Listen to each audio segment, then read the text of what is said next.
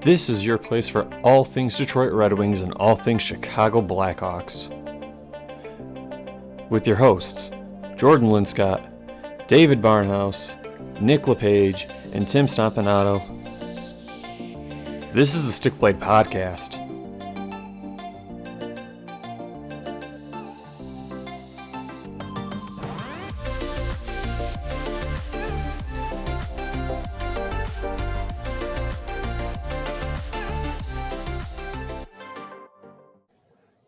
Good evening, ladies and gentlemen. You are listening to another edition of the Stick Blade Podcast. It is your place for all things Detroit Red Wings, all things Chicago Blackhawks, and general news around the NHL.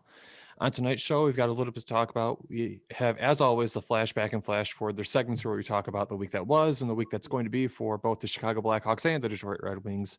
We've got a couple pieces of news that relate not even just to the Wings and the Hawks, but just the trade deadline for the league in general. I mean, because COVID's complicating, the quarantine stuff and players moving between, potential teams or countries for that matter, what that sort of means for a trade deadline, players who might be on the move, from the U.S. to Canada or from Canada down to the U.S., vice versa, what might that look like? And then also, who are players from the Hawks or the Wings, depending on this period, they might be looking to trade. Also, we have to talk about a milestone for a certain Mr. Kane that happened this week against the Red Wings themselves, as always. And then after that, we've got just a little bit of discussion about other players who are impressing, players who might be on the move, and just really that's it for the show. It's going to be a nice short one, not a ton of team news this week. But with all that saying, I am your host for tonight, Jordan Linscott, and I'm joined by my co-hosts, David Barnhouse and Nick LePage. Tim is not with us tonight. He's doing, the responsible adult stuff in his life. So how are you guys doing tonight? Doing well. Yeah, I had a Shamrock Shake before the show, so we're living. Oh my! Whoa! We are not slandering Shamrock. We'll drag this podcast episode out. Nasty. No, yeah. So I'm doing well. Minty green chemical bull crap. I like putting poisons inside my body. All right. I bet you like the McRib too, don't you? No, I never had one actually. Neither. Doing great. Got my first dose of the vaccine this weekend. Watched my soccer team win today, so it felt good. And let's keep the good feelings going with some Hawks and Wings news. How about you, Jordan? How you doing? I'm doing good. It's been a stressful almost 2 weeks now, but it's nice to be away from work for a minute. Had a little project in the basement, if you can't tell on the scenery behind me. Oh wow. Yeah. If you're just listening and not watching on YouTube, Jordan has updated his little backdrop for us. He's got a nice Detroit Red Wings and a little bit of Hawks mixed in there. So got some cool jerseys hanging around. You had a real glow up. It went from like a curtain, like a plastic sheet, to now this beautiful wall behind you. Yeah, it's a professional looking background, I guess. I got like dirty clothes hanging up on a hanger right now. And I've got Paris. Look, man, know what you are and embrace it. Yeah, I feel like we always mess that up, Jordan. Like you always ask how we're doing, and then we just forget to have a conversation, and we always leave you on the shit end of the stick. So I'm glad we addressed that one tonight. But no, I'm doing all right though. It's been good to get away from work for a couple days. And like I said, unfortunately, Tim's not here, so we're not having a 4-man crew this week. It's a 3-man crew, but we're going to try to have a good show without him. We always try to have a good show for that matter. Old school episode. Yeah, old school. It's been a minute since we've had a 3-man show. It's it's like the reverse of when the show started out, and it was 2 Blackhawks hosts and one Wings host. Yeah, so now I got to carry the workload. Thanks. Now we outnumber you. We'll go ahead and just get into the show because, like I said, there's not really much to talk about this week. It's been a really light week for news for, the teams for the most part of like actual confirmed news. Let's go ahead and just talk about the Wings because I feel like the Wings actually have just a touch more to talk about in terms of actual news for their roster. The first being is that Dylan Larkin is out for the Detroit Red Wings. There goes our top line center. And Tyler Bertuzzi's still out for that matter as well. Yep. This one hurts. This one hurts the Red Wings a lot. And Dylan Larkin's not projected to be out, several weeks. From what I understand, it's a day-to-day thing, but his presence was noticeable in the second game that the Wings played against the Hawks this week. And we'll touch on that, later in the episode. But if you weren't under the impression that the Wings were going to hit rock bottom, I don't think you can deny it at this point. They're pretty much certified there.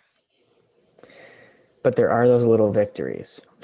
Unfortunately, we do see the lack of Larkin on the ice with his leadership that he carries, that he brings with the players. So missing him is noticeable, and it won't get much worse than that, like you said. Yeah, I mean, it's hard to play without a captain. He's the heart and soul of your team. There's a reason why he's named the captain. So yeah, you could tell that, especially in game 2, like you guys just mentioned, it was noticeable with it's just everything wasn't on the same right page. Like it just felt like whatever could fall apart would. And hopefully we see Larkin out there soon, because he's a joy to watch. Even as a Blackhawks fan, it's fun to see him on the ice. It makes the Wings a lot more entertaining. So yeah, hopefully nothing too serious, and we see him out there soon for you guys. Mm-hmm. Speaking of injuries, though, and this isn't necessarily an injury in itself, it's like the reverse of an injury. Evgeny Svechnikov is officially healthy. He came back and played for the Wings this week, and he looked pretty decent. Not superstar level, but he looked very good. 2 goals and 2 goals and 2 assists? I believe so, yeah. I know he had 2 goals. But... Yeah, for sure he had 2 goals. I know he at least had 1 assist this week. He's on pace for 30 goals this season. But all jokes aside, I thought he actually looked really decent, especially considering the fact that he hasn't really been playing pro at the NHL type level for, the past year, basically. Yeah, I mean, he's a player that you can tell these injuries were hurting him, not just physically, of course, but mentally. Like, can he compete, especially with players we've brought in? And he came on that ice and he looked hungry, like angry, like he wanted to be there and he wanted to fight for a spot. And by all means, he fought well for that spot. Mm-hmm. So, and like he played like he hadn't even missed a step. Like, I didn't have any noticeable glaring issues with him. Like, he was a player that was checking, he was getting the puck, he was getting himself in the right spots. Great to see. Like, this is the guy I wanted him to be, and I hope he can keep that up. Yeah, I think this is all about taking advantage of the open opportunities that the Red Wings have now. And if there's anyone that you would love to see to take it, it's Evgeny Svechnikov. He's a guy that's been kind of just, like we've been saying, the odd man out, unfortunately, due to injury and just certain situations. And now maybe he's finally taking control of a situation that he can actually control. So It's great to see for him. I just checked the stat. It's 2 goals and 1 assist. Okay. But still 3 points in 2 games against the Chicago Blackhawks. Not bad. It gets you a little excited to see what there is to come. So hopefully we continue to see this out of Evgeny, and hopefully he can stay healthy. And I mean, boys, it might be worth the wait. That's the interesting thing also is, I mean, this was his first games this year with the club, and he scores back-to-back goals. Mm-hmm. And he wasn't playing with, a guy like Larkin who can help facilitate him chances. He was playing with guys like Franz Nielsen and who was he playing with? Valtteri Filppula, I think. Yeah, I think so. So, like, this isn't superstars that he's getting paired with, and he's just sort of riding their coattails. This is him putting in work. Mm-hmm. He was a bottom pair. I think he was 4th line in the first game and maybe the second game. So a 4th liner scoring a goal, by all means, keep it up, kiddo. Yeah. The other thing also is, I don't want to say that his injury was a good thing, because obviously it's not. The Wings would have loved to have seen him early. One thing I think I kind of want to, touch on is the Wings are amid this rebuild. Management has said, we're not making the playoffs this year. Do you guys think that the fact that he's had his ice time basically halted for almost 2 years now, and it's pushing those contract negotiations back, if he stays long-term with the Wings, his contract will be staggered in years with Bertuzzi's or Mantha's or Larkin's, for example. Do you think the fact that, he had that 2 years of missed time, and it's going to allow us to, I don't want to say undervalue, but cap-wise undervalue him as a player and make him a steal contract when the Wings are competitive again if he continues to be good? I think so. I think it could be a blessing, so to speak, in disguise. Because if he can play the way he's been playing these last 2 games, he could be a player that, like you said, would be a steal for us, especially if we become competitive again. He could fit in the bottom 6 lines. He could either, or the bottom 2 lines, or he could fit in the top 2 lines on a given day. So being able to like work around the tracks with other players, how we have contract years here, but he's then farther down the road, I think that would be a major plus. Yeah, I think that is a potential opportunity here, just because in negotiations he really won't have any leverage. Like we've seen it happen with the Blackhawks and Dylan Strome. Like he had a year and a half of success. You don't get paid big time money with only a year and a half success. You get paid for what you've done and what they think you could still do. So yeah, I think a guy like Svechnikov, we continue to see this ride. He'll get a little bit of a pay raise, but not like a dramatic one. No. And you could probably keep him around, and maybe, I mean, who knows if he's like a top end winger on the first or second line, but he's still going to be a nice contributing depth piece. Jeez, Oh, if it was Ken Holland, he'd be getting a big raise. Mm-hmm. he'd be the highest paid player in the league. How old are you? Oh, you're not old enough. Sorry. But I mean, and that's the thing, right? Like, let's say the Wings after this year, if he continues to produce like this, they say, we're going to sign you to a 2-year deal, making $2 million a year. That's not breaking your bank for a guy who's basically playing, bottom 6 wing, maybe middle 6 wing for you. I mean, really, that's not a terrible spot to be in cap wise or team wise. And again, worst case scenario, they trade him at the deadline. I don't think they will, but No, he's too young for us to really quit on him now. I mean, and I think at this rate too, like for a guy like Evgeny Svechnikov, wouldn't you just want to be able to be in an opportunity where you could play and showcase your skills? And he's gotten the short end of the stick so many times before, and this is really his opportunity. So why would you like? I think a guy like him will take that pay cut or do whatever it takes to get out on the ice and play in the NHL and really just show what he could be and what he is. Exactly. And then I feel like there's one other piece of Wings news that I'm not talking about. Bernier, Gagne. Yes. So we'll kind of use this to segue into the Blackhawks as well. But so I mentioned at the start of the episode, we're talking about, the trade deadline coming up, right? And again, it's kind of weird because the league has a trade deadline on paper that says, this date, this is the day that you can't make trades after. Because of how COVID works and the fact that there's going to be that quarantine period before players can go to, a Canadian club, or a Canadian player can come down to the United States, for example. Looking at, Detroit's roster, it looks like they could potentially move a guy like Glendening or Bernier potentially for trade this year. And or even Bobby Ryan for that matter. Bobby Ryan's on a 1-year deal. It seems like he likes what Steve Yzerman has going to Detroit. I think he would come back if Yzerman wanted to re-sign him. Same thing with Glendening. The Wings have treated him very well, and he's the perfect example of a player that the Wings want.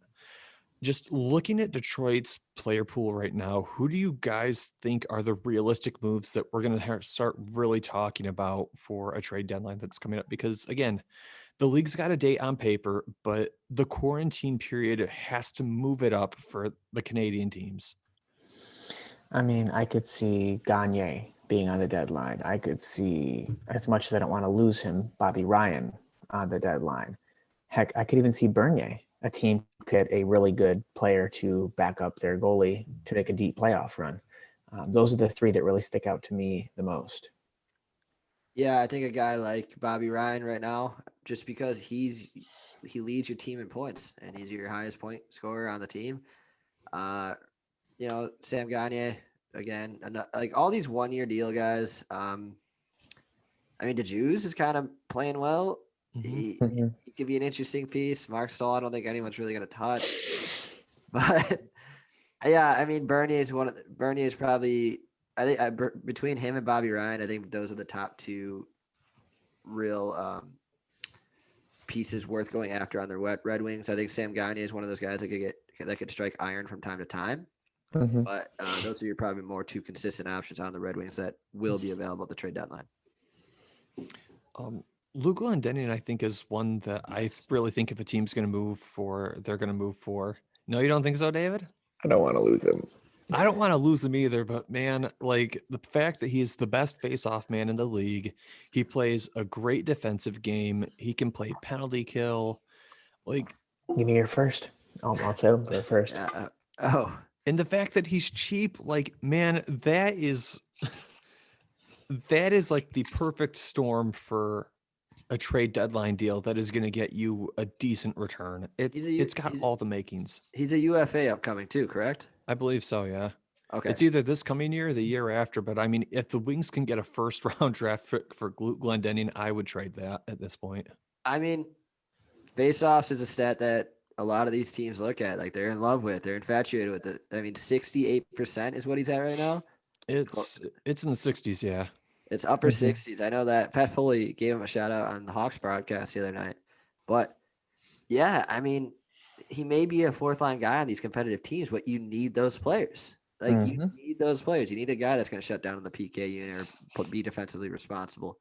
I think, yeah, I feel bad for leaving him out because a guy like Luke Glendening is what some of these teams need to be a true Stanley Cup contender.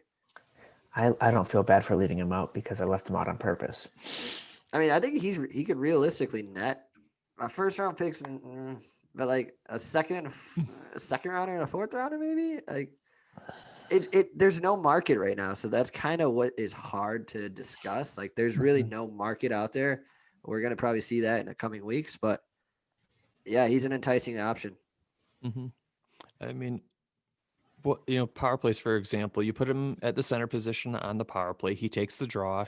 He sends it back to one of your guys at the blue line. Your team spreads out, and congratulations, you have possession. You can start cycling. Like, that sort of stuff is very valuable to teams, especially in the playoffs where 1 or 2 goals really matters.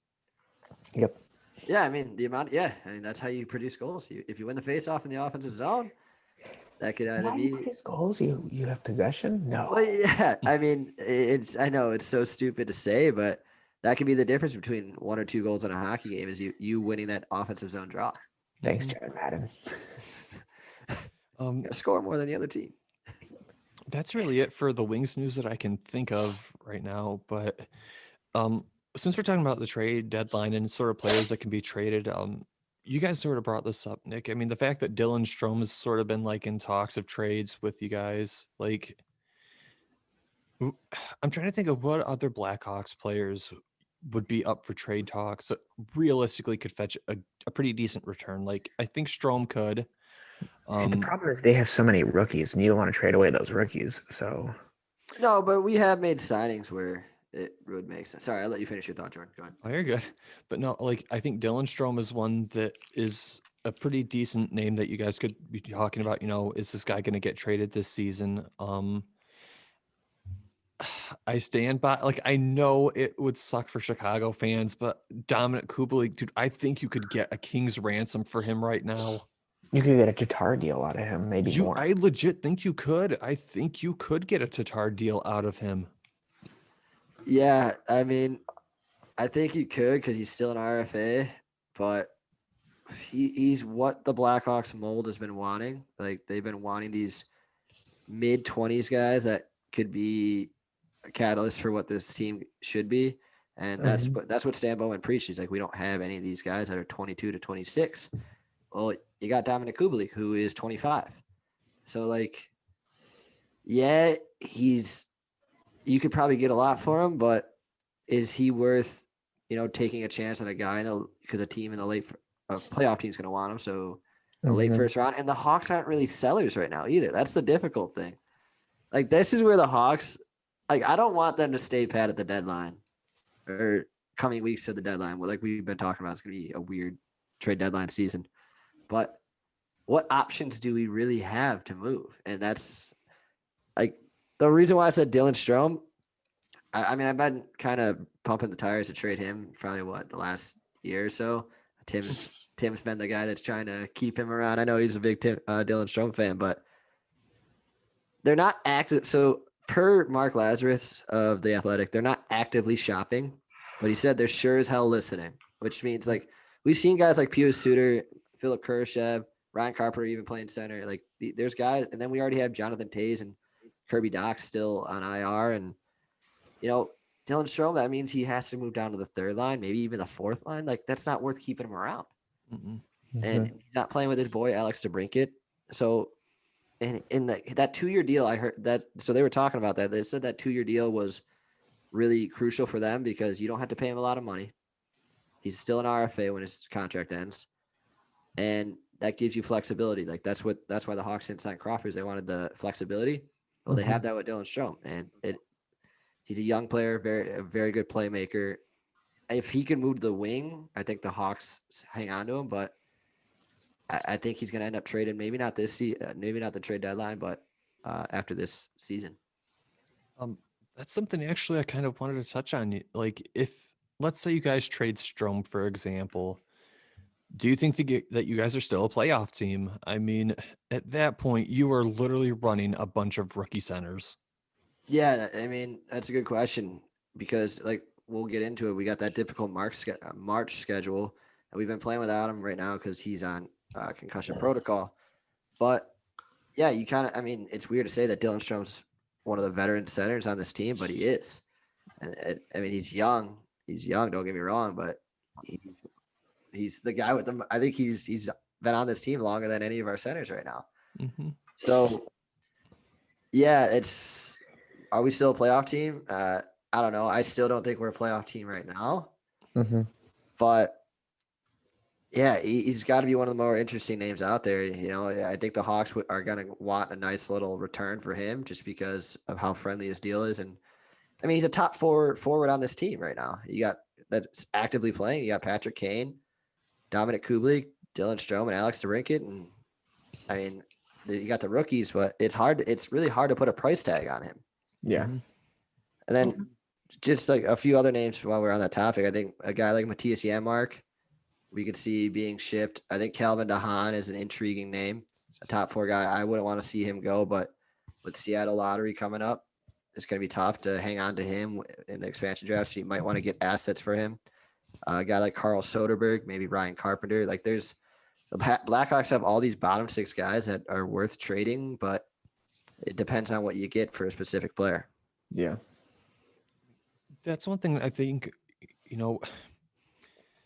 I've enjoyed watching you guys completely prove the naysayers wrong this season. I have. Myself included. And I think it's hard because management is in this weird position where, they didn't expect to be here. I don't think at the start of the season, they didn't expect to be in a playoff position.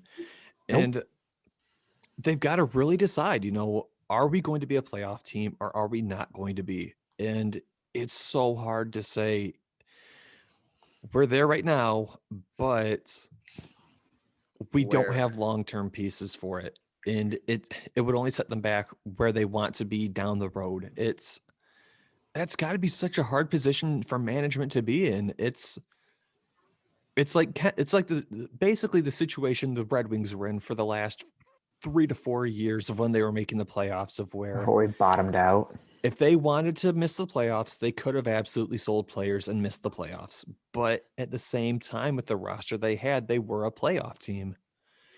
I mean, I know you can't ever root for your team to lose, but if you were in the Hawks position, like if you're in, the general manager's position, do you think that looking at this team, you say, we'd love to make the playoffs this year. We would love to get those kids some success, but it's kind of hard to justify not selling these pieces that we could sell for long-term assets. No, yeah, it is a difficult position to be in because, like you said, they're probably even proving the front office around. Like, holy hell, like we're in a tough spot here. And yeah, don't get me wrong, the Hawks aren't going to be going out and buying any players at the deadline. They're not going to be looking to add pieces. They're not going to be looking to add pieces. I don't think they. I mean, Stan has proved me wrong before. But I think they're going to be more labeled as like conservative sellers where, hey, we're not going to give up this guy for nothing, but you give us the right price, we'll move him because they still have all these young guys they want to bring up. And we've seen flashes in the pan of guys that are on the taxi squad or got sent down to Rockford. I mean, we wanted to see these young guys come up, make rookie mistakes. They have, and they still learn from it, and they're still outperforming than our own expectations. So I think if we sell a couple pieces, we get a good return. Improve this rebuild a little bit, and so get some of these rookies some big games. Hey, I'm all for it. Okay. Okay. While we're obviously on the Blackhawks end of the podcast, Patrick Kane had a really, really great milestone this week. The big 400, 400 goals. Yeah, you could say guys like Ovechkin have more, but Patrick Kane is a much more well-rounded player than Ovechkin is. Probably one of the most, if not the most entertaining player to watch, not named Connor McDavid. Just that was awesome. Like he's been awesome to watch throughout his career, and hitting number 400 this week, that was really cool to see, especially just the way he got it. Yeah, I mean, the man ages like fine wine. Like he just improves his tool set time and time again. Like I remember him coming into the league, and he was like he was looked at as like a pure sniper, a guy that's a power play specialist, and holy shit, like what he's turned into, it's just been an absolute joy and pleasure. Like we got to watch him since 2007. Mm-hmm. Like this is going on 14 years of watching Patrick Kane just be as entertaining as it is, and it's just been an absolute pleasure. Like, can you imagine not having Patrick Kane on your hockey team? The Hawks, I don't think, are the same team even close without him. Oh no, Mhm. I think I banged the drum about it last week, but he's got to be top three in the Hart Trophy contention. Mm-hmm. Like he is carrying this team. He was named second star of the week this week again. I think he was named it 2 weeks ago before. And God, I mean, he's got another accomplishment coming up soon too. Next, knock on wood, but next, not this upcoming week, but the week after, he'll be coming up on 1,000 games. So yeah, I mean, 400 goals, nothing short, and he seemed like he was already chasing 500 after his post-game interview. He said he's still hungry, and just scoring that 400th milestone goal against a team like the Detroit Red Wings, your biggest rival at the United Center. Sadly, no fans in attendance, but picture perfect. Yeah. I loved like just the way that like he sniped it. That one was Yeah. really just like I'm trying to think of what the move's called, but it's where like you basically like punch up, you pull it really close to you, then you just flick it off. Toe drag.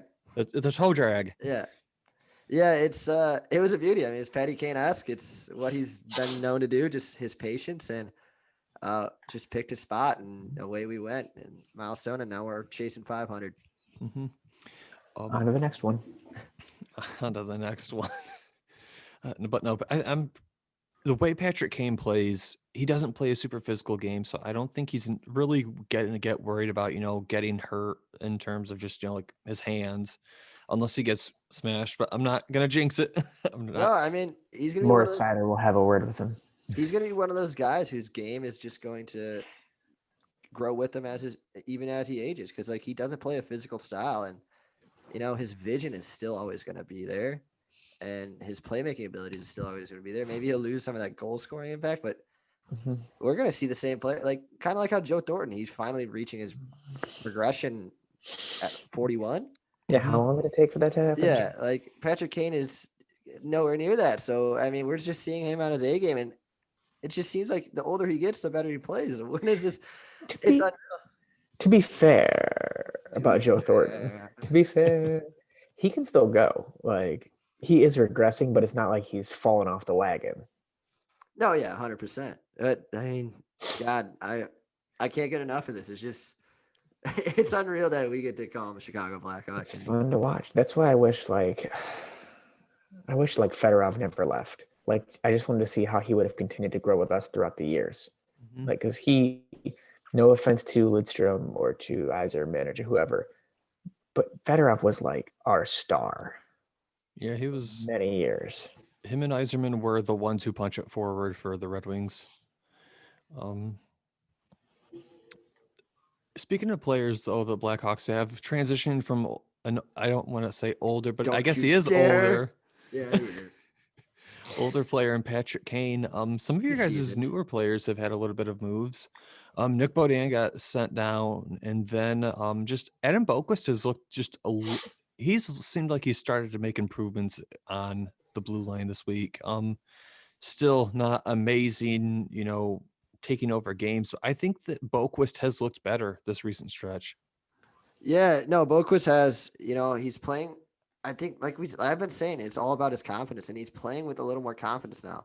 Like he doesn't look clueless when the puck's on his stick anymore. He's making quick passes. He's being that creative offensive asset while looking pretty responsible in his defensive zone.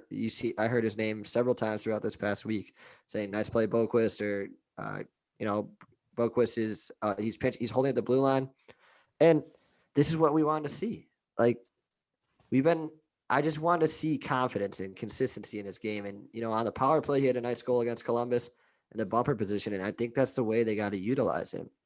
Like, get him the puck and opportunity to shoot. Like, that's why you drafted him in the top 10. Mm-hmm. Like, he is an offensive talent while being a defenseman. And he's one of the rare anomalies where he's electric with the puck on his stick. So you got to let him shine in those moments. And the confidence is building on the kid. And I'm excited. I've been his harshest critic probably, but I hope this is not just a flash in a pan, but that it builds his game because he's playing confident, and I just want that confidence to ride because it could be significant for his development. Yeah, and confidence is huge. We talked about Svechnikov just a minute ago, missing time and coming back and looking good. Confidence seems to be everything with young players in the NHL. You can make a mistake. It's not dwelling on it, though. That is really going to be what sets you forward as you're developing. We were pretty harsh on him, this last year when he was in the playoffs that, he did not look that great, making really rushed decisions, not looking like he knew what he was doing. It's not the worst thing for a young player to make mistakes. It's a growing process. A coach can look at your film and say, these are the mistakes that you made. Either made the mistakes here, here, and here, and then walk you through other players' tapes and say, this is the decision that you should have made here, and then walk you through it. Players have to make those mistakes to learn. The NHL is a very fast league, probably the fastest league in the world. There's going to be growing pains, but confidence is everything. Just knowing that, yep, you're going to make mistakes, but at the same time, you can learn from those mistakes. And the less you make them, the better you're going to get, the more your confidence goes up, and good for Boquist. Yeah, I mean, that's kind of what we were hammering about Ian Mitchell, though. Like how Ian Mitchell he would make a decision and do it. Like Boquist is starting to show signs that he's doing it. Like even if it's a bad decision, he's committed to doing one thing. He's committed to doing that decision, not caught in this 50-50, pants around your ankles kind of moment. So yeah, good for Boquist. I hope to see that grow continuing this week. Tampa hopefully doesn't play scared, but we'll see. Tampa. And then as for Nick Beaudin, I'll just touch on that quickly. I was shocked. I thought he was one of our best young defensemen this season. He was quarterback in the power play 2 and even the power play 1 before he got sent down. So, kind of shocking. I guess they just want to get more looks. With Boquist coming back, it was kind of hard. So, as long as it keeps him playing, but I love what I've seen out of Nick Beaudin, and I think we see him coming up again soon. Maybe this is just to get another guy another look. Mm-hmm. We can touch on the rest of the league's news just really quick because there's not a ton to touch on. The first is being that Claude Julien has been let go from the Montreal Canadiens. I don't think any of us are really that shocked by this. I feel like this was basically just something that we were waiting to have happen. It's just always weird to see middle of the season firings because it's just the other guy has to step in and deal with that hardship. But yeah, it's just we saw it coming. I didn't expect to see it mid-season. Yeah, and at the start of the season, I think we were all pretty much on the same page. Just with the way that COVID's going on, we didn't really think that there were going to be any coach firings this year, but apparently that's not the case. And then I don't know what their expectations were in Montreal. I don't know, 9-6-5. I don't think it's terrible, but it's still holding fourth in the division. That's what the weird thing is. So that's still a playoff spot. Yeah. But yeah, for it to happen in this season, yeah, I think Tim was a big advocate of saying like nobody's gonna get fired this year. You can't fire a coach during COVID. Yeah. those Quebec guys, they're wild. Yeah, and I know Jordan and I have been talking about Blashill and all that stuff, and his contract expires next season. I think we let him ride out, and if we're starting to become more competitive, I think we bring in someone that can help push that competitiveness more. Because no wrong against Blashill, he's great at developing guys, and he's got up with these young guys that came up from the Griffins with him. But I don't think he's a Stanley Cup winning coach. Yeah, and that's the thing. Like, as a development coach, I love Jeff Blashill. Tatar turned out decent. Nyquist turned out decent. Mrazek turned out decent.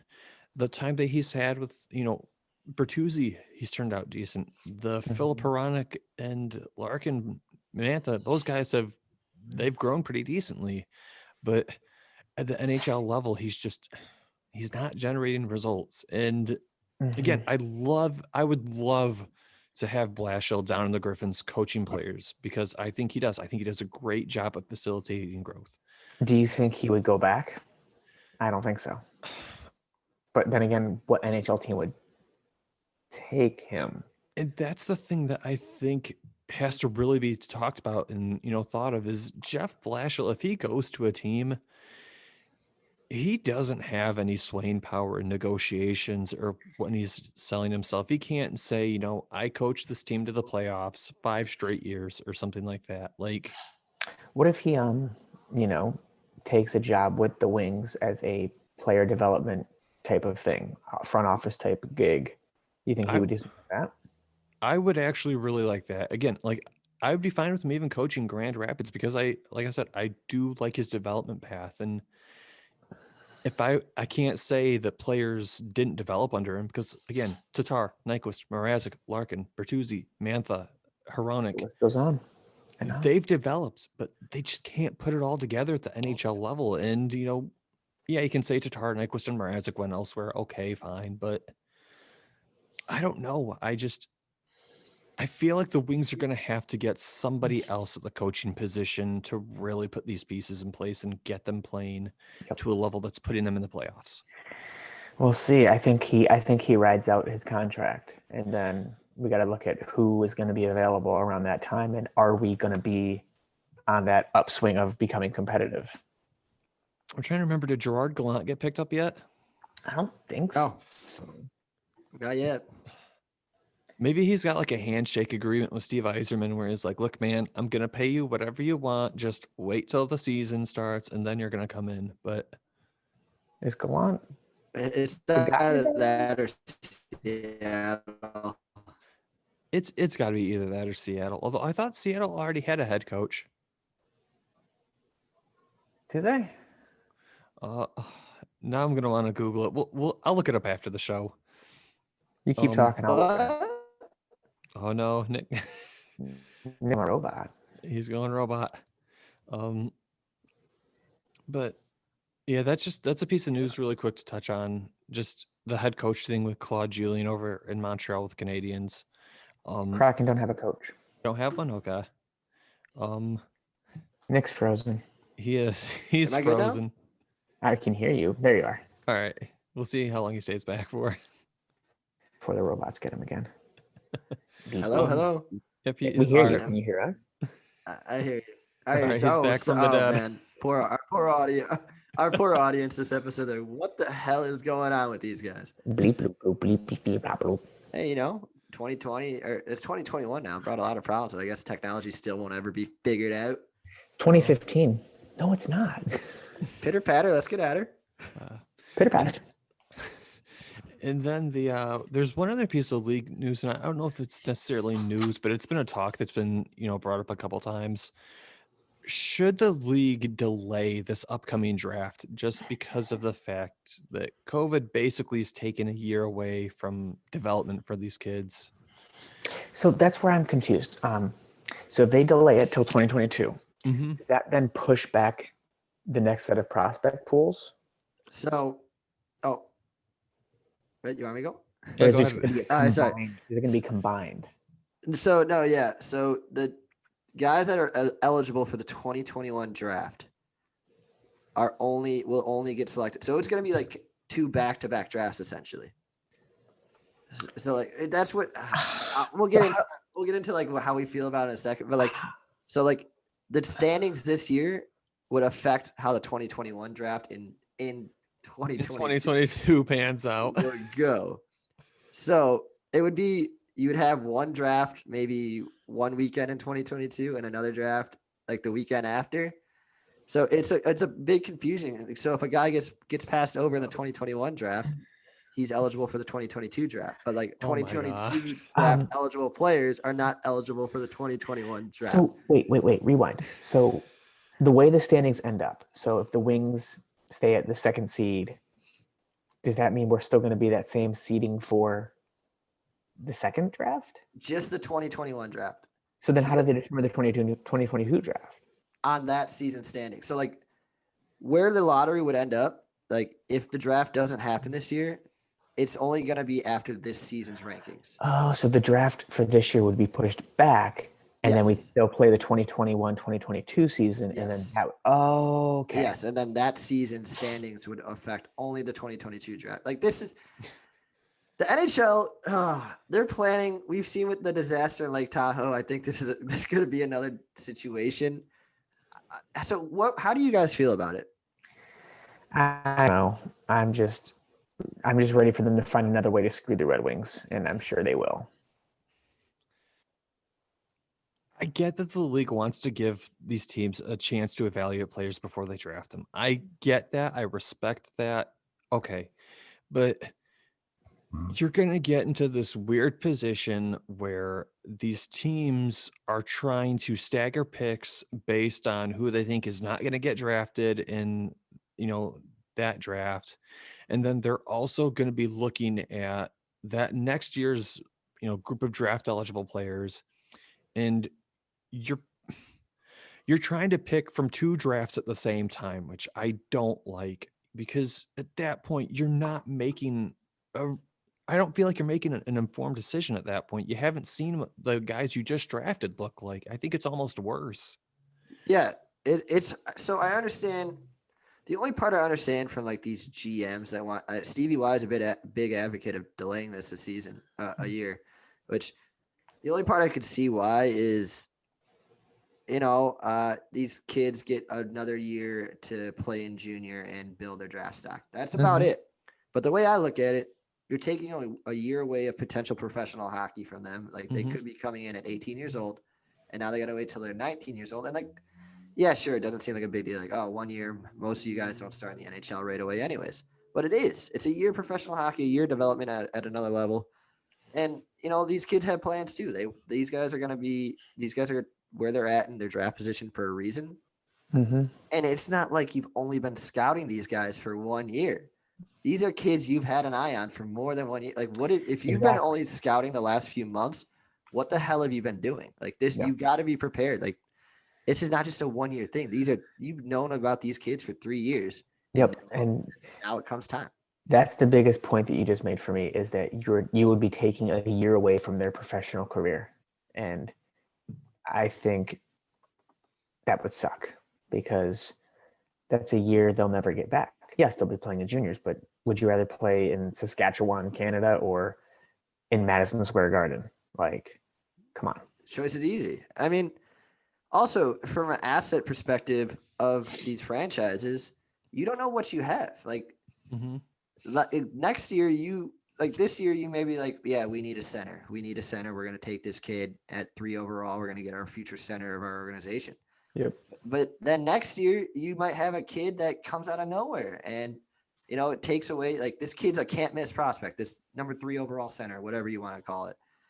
But then you have a flash in a pan, like a guy that you didn't expect to be good. He only has one good season. You don't draft that center, and then the guy comes back and has a shitty year after that. Like, you're missing out on a potential franchise impacting player. So I think it's just hard to postpone it, and that's just not the right thing to do here.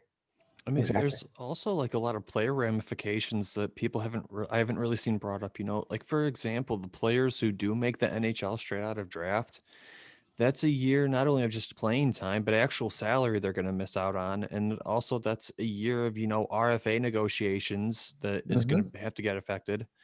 I mean, you look at, this coming year's draft, right? You think a guy like Owen Power really wants to go and just either sit over in a league up in Canada somewhere for a year while he waits to get drafted? I know I wouldn't. No. Not when I could be potentially playing in the NHL, getting real And competition minutes. There's more cons than there are pros to the situation. And unfortunately, we and those kids don't make the decisions. It's Gary Bettman, the NHL, and GMs that make that decision. So unfortunately, I feel like the kids are going to get outvoted and the adults are going to make a decision that may not be as beneficial to them. I mean, the other thing is, the players union would have to, I would assume the players union would have to agree this, correct? Just because of the way that, you would have a whole draft worth of players coming in and they'd have legitimate grievances against the players union if they wanted to have been drafted the year and be like, why didn't you guys stick up for us? Blah, blah, blah. Like, I feel like that's a legit criticism that these younger players could have with the players union or the league in general. Yeah, I mean, I feel like if this does get postponed and you draft a kid and you play him on your NHL roster right away, he should only have what would it be 2 years? So he should enter if you start him on your roster right after that 2021/2020 draft in 2022. You start him right on your roster, you only get him for 2 years on his entry level. Yep. Because you're going to play him, you're going to do the same damn thing this season, that season. So, what was the big difference? Mm-hmm. And that's it. Like, I think if this happens, that should be the case, and also the player should make double salary for that year as well. That's only fair. Yeah, make up for loss for us. I mean, you guys are a $1 billion organization. They didn't count against your cap, but pay these kids. Mm-hmm. But yeah, that was kind of something interesting that came up this week that I wanted to talk about as well. We can officially get into the flashback and the flash forward unless you guys have anything else to talk about. Nope. So no other news. This past week was rivalry week on the podcast. The Wings and the Blackhawks played each other twice this week. We'll go ahead and touch on those after we've done the other games for the week for both clubs. So the two games that the Wings played this week that were not against the Hawks were against the Nashville Predators. They had a 2-0 loss and then they had a 5-2 win. The 2-0 loss, I feel like it could have been worse. Yep. The 5-2 win, I don't know. I did not feel like they deserved that win by that margin. I mean, no, but they were playing their butts off at certain times, which is why we got the goals we got. I mean, Gagne scored from behind the net. Like, yeah, he was forcing his hand in there, and I think we predicted it to be a 2-point thing where we're going to lose one and win one, so we were right there. But yeah, the margin looked a lot different because of that empty netter. It was only a 2-goal game, really, but still, win's a win. I'll take it.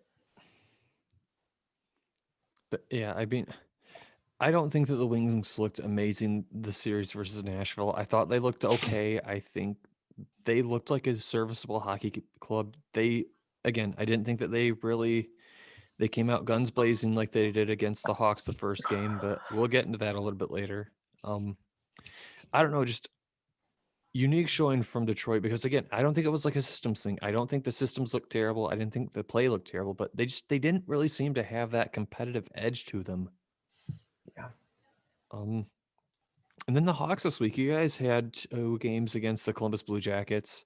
You guys had a 6-5 win over them, and then you had a 2-0 win over them. Yeah, 2 completely polar opposite games.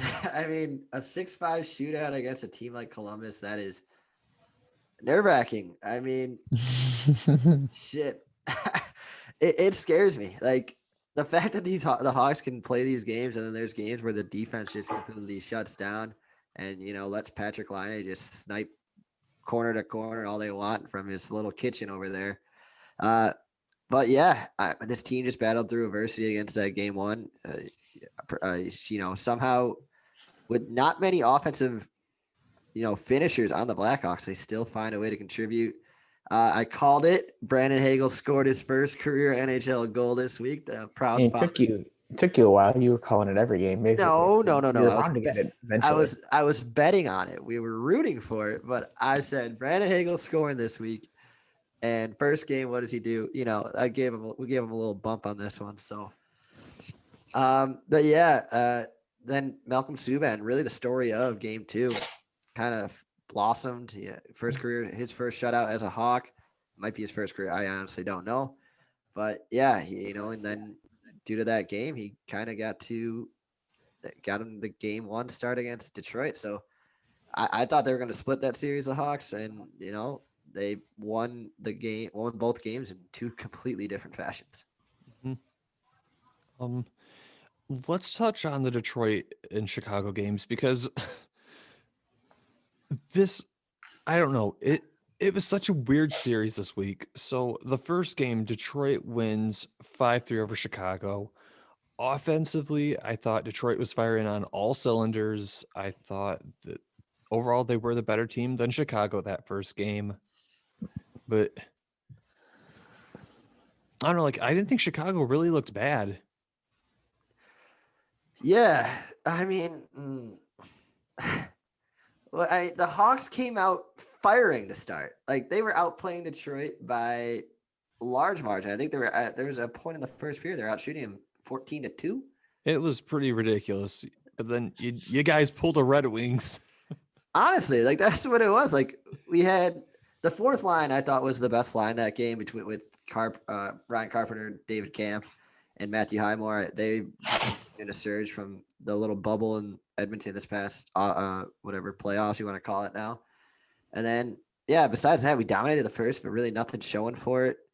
And then I liked Philip Kurashev too. He's kind of attacking. He was attacking rebounds, getting the dirty areas, and still swifting his way through. So other than that, I mean, Malcolm Subban, I didn't think he had a great game. Bernier was in that game, right? Yeah, first they win. Yeah, he was in. Yeah, so Bernier, I the previous games against the Hawks, I'd said he played great, and it continued to show. I was shocked. I was shocked they didn't go back to. Well, not. I can't say I was shocked because Subban had that shutout, but Lankinen had the Wings number. So, tough loss against the Red Wings, but I think I said they were going to split that series anyway. So it shows that we're really not that far apart skill wise. Our teams they compete against each other. They do. It's fun to watch. Real fun to watch. And that's the thing. When both of these clubs are playing high intensity hockey at the same time, they're actually really competitive games. It's the second game that they played this series. This is a unique one because I mean, I'm just looking at the stats right here. The Hawks won 7-2 over the Red Wings. The Wings they put what was it, 40 something shots on Lincoln in that game? Yeah, 46. And to Chicago's credit, Chicago absolutely took advantage of Detroit's defensive lapses when Detroit left them. This loss is not on Thomas Greiss. Thomas Greiss played perfectly reasonable when they were at 5-on-5 and when there were decent defensemen in the zone. But man, the Red Wings completely left him out to dry on I think 3 of those chances, and the Hawks they didn't hesitate when they got him. They did what we couldn't do in that second game. They finished their chances. Mm-hmm. The Wings, as we said earlier with Larkin being missing, we were missing that leadership presence to motivate and push them forward to get them into those goals. Yeah, I mean, again, it's another one of those games where the scoreboard won't show it, but the Wings played a much closer game than it really indicates. Just because we scored 7 goals, but you guys outshot us. You peppered Lankinen left and right. It was bad. It was 2-1, and I had left the room to go help put some of the laundry away, and I come back and it was 5-1. I'm like, what just happened? I mean, the Hawks controlled the second period and the third period pretty dominantly, but not even dominantly, but they were just doing all things right, and they were keeping possession in the offensive zone, something you really don't see much with. You didn't take your foot off the gas, is what happened. You guys just kept rolling and just kept pressing forward. Yeah, I mean, it was just a complete game, and it like you said with Greiss, I didn't think he looked terrible. It was just kind of one of those unfortunate, just a rough night. Hawks were kind of firing all cylinders, and the big takeaway from that one was with Patrick Kane scoring his 400th career goal. And then our boy Brandon Hagel, he had a nice little play to set everything up, keeping a puck into the blue line. So yeah, good bounce back from a tough loss. Kevin Lankinen looked fantastic, 44 saves on 46 shots. So Good for him. yeah, it was a hell of a game, and always fun to cap off rivalry week for the third week in a row. I'm gonna miss it if the NHL moves back to the normal conferences. I'm gonna be so angry. I don't get why they don't just keep the conferences that they have now. Like, aside from the Canadian teams not being able to play with United States teams, these divisions make so much sense logistically.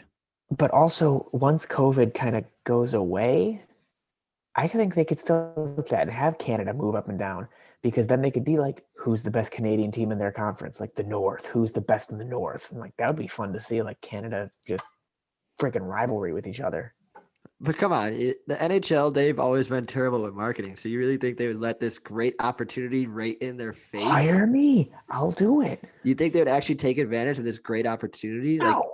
Like, how many more Canadian fans would tune? I mean, don't get me wrong, hockey's like God's gift out there, but imagine, you're more motivated to watch Edmonton versus Calgary 9 times a season, or you're yeah, you can still play the American teams, but you will have more games across your country. Yes, in Canada. So do it. Toronto would play the Jets more. Toronto would play Edmonton. Austin Matthews for Connor McDavid. You have that to market, and you just you're going to refuse to do so. It's the Canada rivalry. Who is the best Canadian team? And that would just be so fun to see that rivalry just on fire. I love it. I'm trying to think. In the traditional 82-game season, inside the division, each team usually plays the other teams in the division. What is it, 5 or 6 times a season? I want to say 5. So even if you just take one of those games from each of those people who they play normally during the year, and they say, okay, we're going to take those teams and those games, and we're going to move them over to a different Canadian team who is pretty close to them logistically. So you take the games that Edmonton was going to play, for example, versus a US team, and they say, you know what, that game, that's not going to be Edmonton versus them. That's going to be Edmonton versus Calgary instead. Or Detroit and Chicago, for example, right? Okay, that game that Detroit was going to play against the Ottawa Senators, nope, that's going to be a game of Detroit versus Chicago instead. It's a rivalry game. These divisions give the NHL so much good marketing material, and it would be dumb of the league not to take it. It's literally free money in their laps. It's free real estate. And you could still do that preferred schedule too. I like what they're doing this season with the little mini series in each game. Or they're playing the game like an MLB schedule, kind of like how the Major League Baseball works. It gives you more opportunities to do that because you could just stay local. You travel, like a team like Edmonton travels to Toronto, play back-to-back games, or play a Saturday and Monday there. Yeah, this works out if they want to go that route. But again, it's Gary Bettman in the NHL. Keep them the way they are at the conferences. And then when we get the full 82 games back, just piece in things here and there, but keep those rivalries intact. It's easy money. Canadians will eat this up. We'll eat this up. Wings, Blackhawks, that's a huge rivalry. I want that more and more. Bruins and Flyers and Penguins and Flyers, just do it.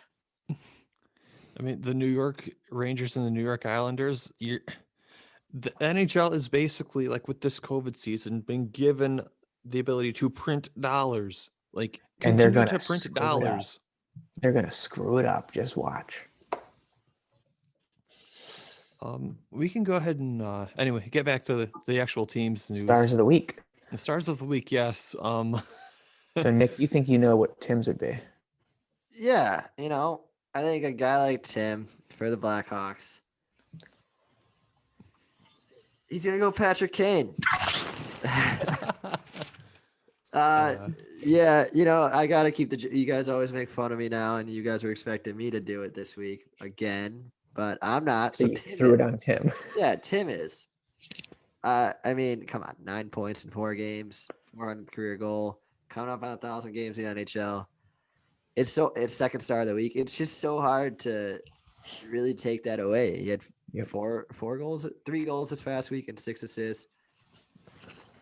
What can he do? I mean, he continues to be the most dominant American-born player on all of NHL history. So, yeah, congrats, Tim. You got Patrick Kane this week as your player of the week, as I'm sure you would choose. So who do you choose then? As for me, I'm going to go with what? I had an idea. It's been foiled. No, you know who? Backtrack. Pretend it never happened. Dang it. All right, David, who do you think that Nick's star of the week would be? It's going to be Lankinen.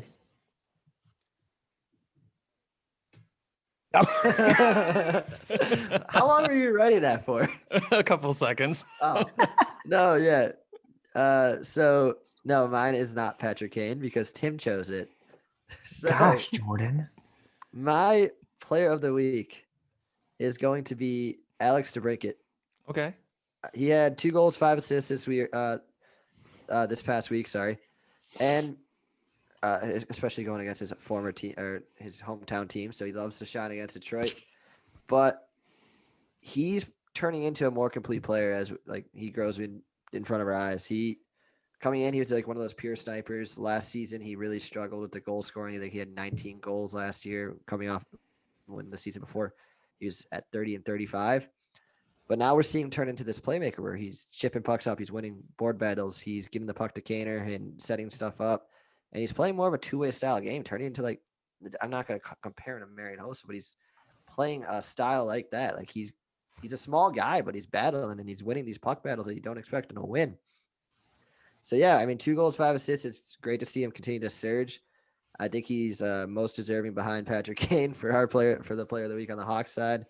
I also like I said, I like Boquist's play, but Alex DeBrincat's continuing to shine playing with Patrick Kane. So I'm gonna have to go with DeBrincat. One thing I've got to ask, like we've got the trophies that happen every year for the Calder, the Vezina, stuff like that. Is Kevin Lankinen legitimately in the running for the Calder this year? I mean, we were talking about it in the group text before the show, but at some point you got to look at his performance as a rookie goaltender and say, that's been really impressive. The fact that a rookie goaltender has had on the regular at least a 90% save percentage, oftentimes a 92 plus. Yeah, I mean, at this point, I think you kind of have to, because in the Central Division, he's been the best rookie hands down. I mean, if we're gonna go division by division, Lafreniere's looked terrible this season. He's kind of looking like what Hughes was last season. I know, or Jack Hughes, I should say. But yeah, I mean, you got Kirill Kaprizov over with the Minnesota Wild, who's in the West Division right now. North Division, I don't know any rookies that are really shining in the North Division. So, and then Tim Stützle over in the East. So he's got to be top 3 right now with Lankinen. I mean, him, Kaprizov, and probably Stützle are the top 3.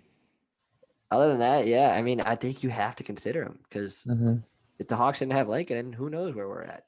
We've seen Subban shine and Subban have terrible nights. So True. Yeah, I forgot what the stat was I just seen today about him, but he had 9 wins or 7. He had 7 wins all throughout February, which is like the most behind Andrei Vasilevsky. Playing, and he plays for the Tampa Bay Lightning. This is playing for the rebuilding Chicago Blackhawks. Good for him, man. Hopefully he keeps it up. How about you guys over in Detroit? Who's guys' players of the week? David, who do you got? So it was tough for me because I was stuck on 2. So one I wanted to give the kid some credit because he wowed me, was Evgeny Svechnikov. Just because didn't expect him to play as well as he did. But now that I've mentioned him as my runner-up, I'm going to pick Bernier. I don't think the Wings would have some of the wins we have without him manning the net, because the team in front of him has looked god-awful at times, yet he has pulled them from the depths with the saves he makes, especially like the rebound saves and the sprawled stretch saves. Like I don't want to trade him at the deadline just because I like watching him and I feel like he's great. But at the same time, if we can get some good assets out of it, Bernie, I hope you go somewhere where you can win, buddy. And I'm in the same boat. Honorary mention to Evgeny Svechnikov. Kids came up. He's looked very good. He's absolutely put the work in. But yeah, Bernier is the player that a lot of nights is helping keep Detroit in the games that they're in. And good on him. I mean, literally, he looks like a Vezina caliber goaltender. Yeah, I mean, we had a Blackhawks fan come to our Reddit page and be like, Bernier should be a Vezina candidate, like a finalist. And I'm like, cool, thanks for saying that. And that's a shame because like Bernier does not get a lot of the wins that he deserves, but he's never. I can't say never, but he is very, very rarely the reason why Detroit loses a game. Yep. I mean, a lot of the times he like the losses on Bernier are more a product of the team playing in front of him, putting him in situations that he can't win. Yep. I am shocked, boys. Shocked? No Sam Gagner love? No, like we knew Sam Gagner was going to feast on the Hawks. It happened. It's like expected. He did get people curly fries. That was nice of him. Yeah, He did. Had a hat trick this week too. He was up there, but Svechnikov, I'll name him my Red Wing Player of the Week. there you go, because he didn't hurt you. Yeah, Sam the Hawk Killer Gagner. Fun stat about him: he is 1, 2, 3, 4, 5, 6, 7, 8th in longest spans between hat tricks. Jeez. 9 years and 23 days it took him to get his next hat trick. So, and I think the last time it was against the Blackhawks when he had 8 points. Yeah, he does that sometimes, I guess. He just like saves up his goals for like 2 or 3 weeks and just cashes them in at once. Yeah, if only you could do that like near the end of the season, you'd cash in a nice payday too. Yeah. Not as crazy as Riley Sheehan not scoring a single goal all season until the final game at the Joe, and he scored the last 2 goals of the Joe. That's an interesting stat, though. 9 years between hat tricks. Yeah, I mean, the longest one was 11 years and 345 days by Dit Clapper. Not Dick, Dit. D-I-T, David, D-I-T. There's a Dick Duff, though, on the list. Dick Duff. Bonnie McMurray. We can move on to the week that's going to be for the Red Wings and the Blackhawks because there are also going to be games this coming week. We start with the Wings, so let's go ahead and just start with them as well on the flash forward. The Wings are having a really short week this week. They're going to play a game versus the Columbus Blue Jackets and a game versus the Carolina Hurricanes. The Columbus one, I think they can win. I think that the power play finally clicked twice back-to-back games, so the streak finally got broke. But they actually have looked pretty decent against Columbus all year. They haven't really gotten blown out by them once. Because we hate Ohio. The Carolina game, I think this is a L. Again, they play as a unit in Carolina. Yes, Svechnikov is a great player. Sebastian Aho is a great player, but that team is not carried by 1 or 2 superstars. They play as a unit. Like in the same way, the Russians really created that 5-man unit. That's how Carolina plays, and I think they're going to beat the Red Wings playing that system. Yep, they're fun to watch. I agree with you. I think we can beat Columbus, whether it's regulation or overtime. But Carolina, I don't think we win that game. We might keep it a little close, but I think we lose that game. Sorry. I was just say if like they keep Carolina a 2-goal game, I'll be happy. Agreed. Are these so were 2 of these games rescheduled for this week before? Because this is just weird with it being not the mini series that we've been. Yeah, because they don't play like the 2 games back to back. Yeah, I wonder, was this part of the reschedule that the NHL just implemented? It might be. I mean, I can't really think of. Because I remember looking at the schedule when they first announced it, and I don't remember seeing this schedule like this where they just have like one random game. Because like you said, usually they have these teams playing 2 goals or 2 games back to back. So I would imagine this has to be like a reschedule. Okay. Yeah, it's just that's the one thing that caught my eye right away. Look at their schedules. It's Columbus and then Carolina the second game. So, but yeah, two tough opponents. I think Columbus is one of those teams. They're hot. They have a lot of firepower, but you catch them on an off night. But I still think, I've been pretty positive on the Wings for the most part this season. I think they do lose both of these games. So Carolina, it's just the only thing they're a force. Their worst position is goalie, but if you got forwards back checking like I'm gonna keep it clean, like they do, and yeah, it's just tough. They have a great defense, great forwards. It's gonna be hard to get a win against a dominant team like that. And then for the Blackhawks, you guys have 3 games, and they're all against the reigning Stanley Cup champions, the Tampa Bay Lightning. Yeah, dun dun dun. Yeah, boys. Man, this is really our test. We've been dreading March, the March schedule. I think I brought it up last week about how tough March is, and here we go. We're going to start this beautiful month with 3 games against the Tampa Bay Lightning, who completely dominated us the last time we seen them, which was opening night of the season and the game after that. So, I want to say that this is a different Hawks team that played them the first 2 games. I want to say that with my heart of hearts, but I just think it's going to be tough to even squeak out one win against this Tampa Bay Lightning team. I mean, yeah, I think you guys get 3 losses, but I think your kids have grown to the point where you'll keep it close in maybe 1 or 2 of them. Yeah, I don't think we're going to get blown out. Blown out in all 3. I think there is one game that might get out of hand. But I think I think Lankinen, he has been really put up to the test before. The way Subban rebounded after his shutout against the Red Wings, his shutout before he played the Red Wings, I don't think he's going to be getting the most of the 2 of the 3 starts. I think it's going to be Lankinen for at least 2 of them. Mm-hmm. So yeah, this is the real test. I'm scared. Not gonna lie, but yeah, here we go. Way to start the March. It's gonna be okay. I mean, I really think that the Hawks should be embracing these games, though, for Lincoln's sake. I mean, you've got a goaltender in Lincoln who, so far this season, has put up pretty decent stats. He's been a very bright spot on your team. Much as we said, Dallas is a real test for you guys towards the start of the season. This is the real test for Lincoln to see, does he just melt down? And also, if he does melt down, does he melt down again the next game?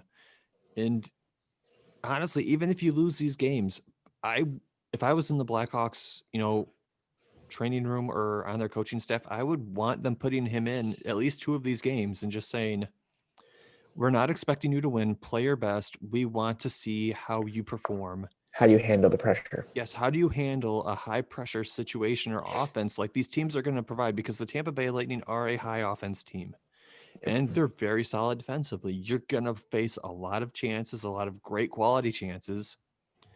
Show us how you look against that, because that I really feel like is going to establish whether Lankinen is a definitive starter moving into next season.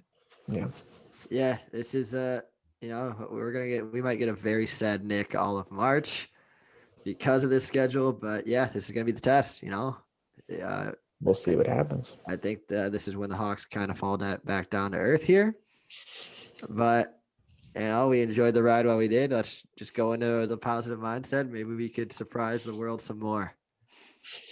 We'll see, man. Pitter patter. Pitter patter. Let's get at her. So that's it for the flashback and the flash forward. I don't believe we had any fan mail this week. Again, we want to interact with you guys. Send us some freaking questions. Give us some discussion topics, please. No, David, didn't you have one for us last week? You had a topic that you wanted to talk. I had one that I thought of, but I think we just talked about it with Blashill. That was what it was. Oh, okay. All right. But yeah, no fan mail this week, unfortunately. So bummer. We'll get some next week, hopefully. Hopefully next week. But anyway, I think that's pretty much it for the episode tonight. If you liked what you heard / watched, feel free to give us a like, a follow, a share, whatever the social media currency of choice is on the platform that you enjoy us. We are on a variety of platforms. We're on Facebook, we're on Twitter, we're on YouTube, we're on SoundCloud, we're on Apple Podcasts. You can find us on old-fashioned email. I mean, there are ample ways to get in touch with the podcast, whether it's, giving us show topic ideas, if it's feedback on the show, if you have questions you want us to answer. Whatever you guys send us, we're happy to read it, and just really, like, it's content for us to connect with you guys through. At the end of the day, this show is more fun for us when we connect with you guys. Yep. So feel free to send it to us. If you want to find us on Facebook, just type in the search bar, the Stick Blade Podcast will show up. Same thing on YouTube, same thing on YouTube. Just type in Stick Blade Podcast will show up. SoundCloud, it's soundcloud.com/Stick Blade Podcast too. Yep, same thing on Apple Podcasts. And then on Twitter, the Twitter handle is @StickBladePod. And then finally, if you're a fan of the old-fashioned email, stickbladepodcast@gmail.com is the email address. Just there are plenty of avenues to get in touch with us. Send us some freaking mail. Do it. Please. Ferda. But in the meantime, we appreciate you guys tuning into the show. For your host, Jordan Linscott, and for my co-hosts, David Barnhouse and Nicola Page, this has been another edition of the Stick Blade Podcast. You guys take care of each other. Take care of yourselves. Stay safe amongst this pandemic that we're still going through. In the meantime, let's enjoy some good hockey in the coming weeks. Go Blackhawks and go Red Wings. Go Wings. Go Hawks.